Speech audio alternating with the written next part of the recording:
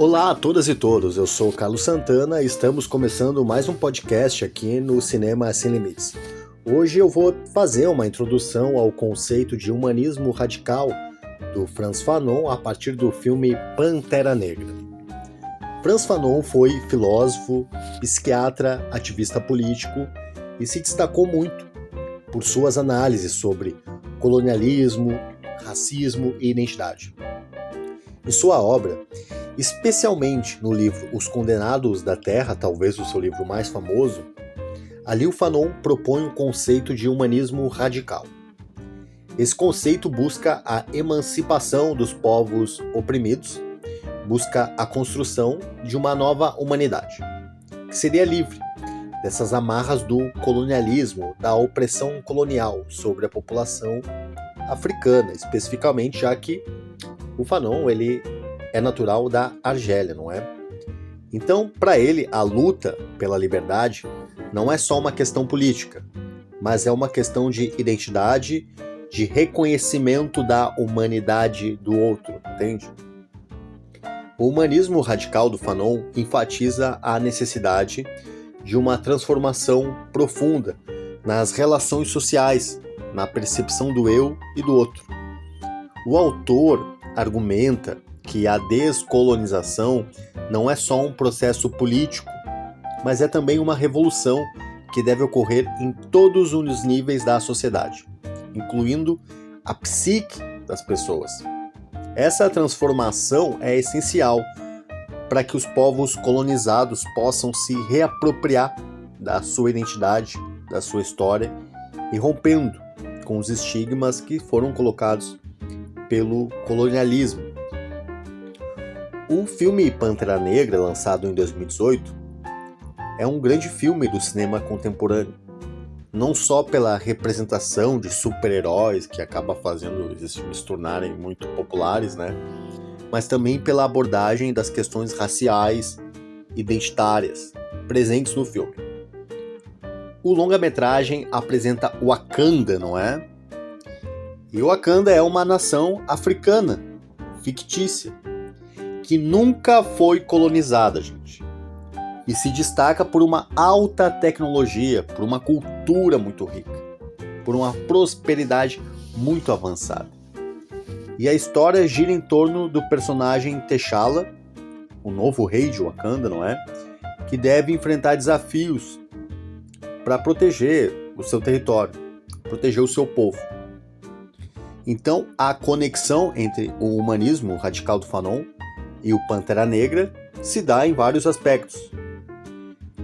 Primeiramente, ao meu ver, o filme desafia a narrativa colonial, tradicional, que sempre retrata a África como um continente de miséria, de subdesenvolvimento, que sempre coloca o negro num papel de subserviência, não é?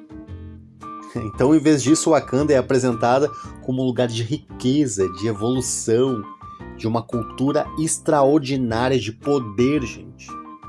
Isso é muito interessante. Essa representação é uma forma de resistência à desumanização que o Fanon criticou, né? Porque mostra que os africanos têm uma história rica, né? Não apenas aquela história que o branco conta sobre o negro, né, de miséria. Mas no filme em questão é uma história rica, complexa, digna de celebração. Segundo aspecto interessante é a questão da identidade. T'Challa, como Pantera Negra, gente, enfrenta a luta interna entre suas responsabilidades, já que é o rei de Wakanda, né? E o seu desejo de se conectar com as suas origens, suas raízes, talvez melhor, não é? Essa dualidade que tem aí reflete a luta que o Fanon descreve em relação à identidade dos indivíduos colonizados, que muitas vezes se sentem divididos entre suas heranças culturais, né, ou seja, as raízes, e as imposições da cultura colonial, em alcançar aquilo que a cultura colonial espera, né, que essa população alcance. A jornada do T'Challa no filme para aceitar o seu papel como líder, né, o defensor do seu povo, eu vejo como uma metáfora para buscar, né, para compreender a identidade e reconhecimento que o Fanon defende. Também, o antagonista do filme, o Eric, né, representa uma visão radical da luta pela justiça, pela igualdade. Ele é um produto do colonialismo, da diáspora africana. Ele tem uma abordagem violenta para a mudança social, né? Contrasta com a visão mais conciliadora do T'Challa. Essa tensão entre os dois personagens reflete a complexidade das lutas sociais, das lutas políticas que o Fanon analisou, onde a violência pode ser vista como uma resposta à opressão, né? Mas também levanta questões sobre os métodos de luta e suas consequências. Inclusive, quem escreve o prefácio do livro Os Condenados da Terra, do Fanon, é o Sartre, né? E o Sartre traz ali, né, a legitimação da violência como resistência, né? Então, acho que nesse sentido, né, a gente tem aí a presença da violência como resistência, tanto do lado do Eric, como do lado do T'Challa, né? Embora seja talvez até radical falar sobre isso, mas enfim, defender, né,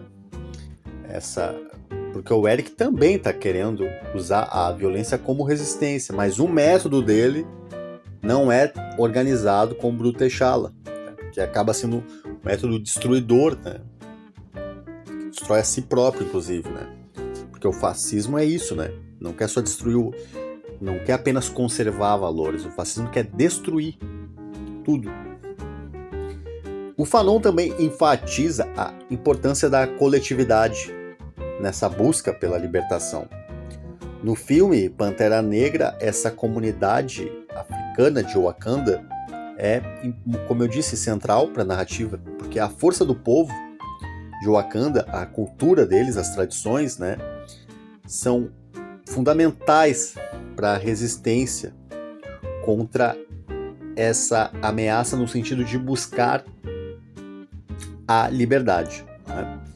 Então, essa aqui foi a nossa análise, associação do filme Pantera Negra com o humanismo radical no Frantz Fanon. Há outros aspectos do humanismo radical do Fanon, né, que a gente pode abordar, né? O Fanon, por exemplo, ele fala de humanismo radical porque está dizendo que não existe negro e não existe branco, né? Mas não como o discurso lá do Morgan Freeman, né?